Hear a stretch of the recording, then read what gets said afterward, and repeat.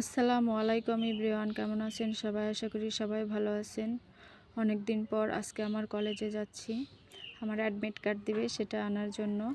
তো আজকে আমি আর আমার ভাগ্নি যাবে সাথে। তো বলছিল আমাকে নিয়ে যাও। তো এখানে যাওয়ার পথে দেখি জুলহাস ভাই আবার ওনাদের ডুবা থেকে মাছ ধরছে। এই যে দেখুন, মাছগুলো মাত্রই ধরে নিয়ে আসলো, কাদা লেগে আছে। তো এই যে আদি আর আমি যাচ্ছি আজকে। তো যাওয়ার পথে দেখি আমাদের রাস্তায় কাজ শুরু হয়ে গেছে, মাটি ফেলানোর কাজ চলছে। এই রাস্তাটা অনেক বড় হবে। তো এইদিকে আবার খুব সুন্দর সরিষা ফুল ফুটে আছে। আমরা যাচ্ছিলাম মানিকগঞ্জে, যে চলেও আসলাম আমার কলেজে।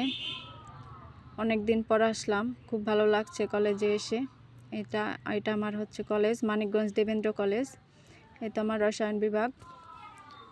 তো এসে পড়লাম অনেক দিন পর, সবাইকে দেখতে পেলাম, অনেক ভালো লাগলো। চিরচেনা সেই রসায়ন বিভাগ। তো এই যে আমাদের ভাইয়া, এই আমাকে অ্যাডমিট কার্ড দিবে। তো ডিপার্টমেন্টে কাজ চলছিল, এই জন্য একটু অগোছালো অবস্থায় আছে। তো আমি অ্যাডমিট কার্ডটা নিয়ে সিগনেচার করে একটু ঘুরে ঘাড়ে চলে আসলাম। তো আমি আবার যাচ্ছিলাম আমার ল্যাবের এদিকে, আমার ক্লাসরুম দেখছিলাম একটু ঘুরে ঘুরে, অনেক দিন পরে আসলাম তো এই জন্য। তো ক্লাসরুমটায় আমার কোনো ফ্রেন্ড সার্কেল ছিল না এখন, ওরা অনেকে আগে এসে চলে গেছে, আবার অনেকে পরে আসবে। তো আমি আমার সময় মতো চলে গিয়েছি, নিয়ে আবার চলে আসছি। সবার সাথে আবার এক্সামের দিন দেখা হবে। তো আমার ক্লাসরুমের সাথে আবার একটা ফুলের বাগান আছে।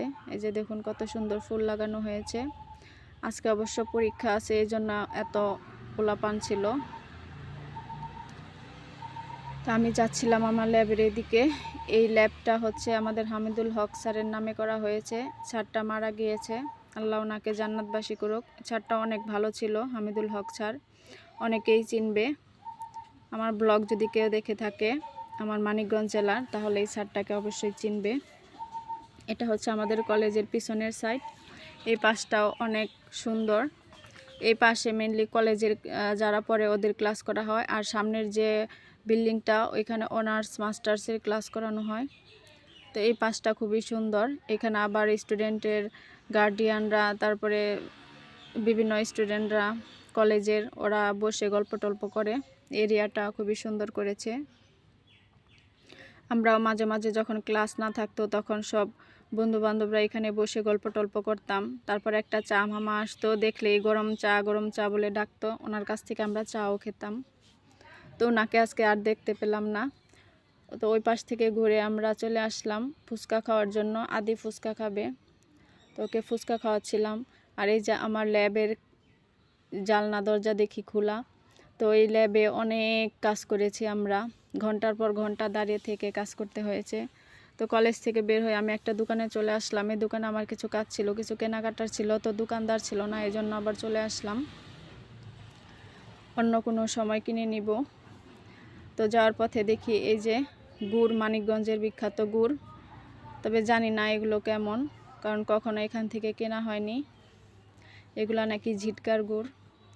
তো দেখতে দেখতে আবার চলে আসলাম এই যে মানিকগঞ্জ মেডিকেল কলেজ। এটা আমাদের এমপি সাহেব যে ছিল, স্বাস্থ্যমন্ত্রী জাহিদ মালিক স্বপন, সে করেছে।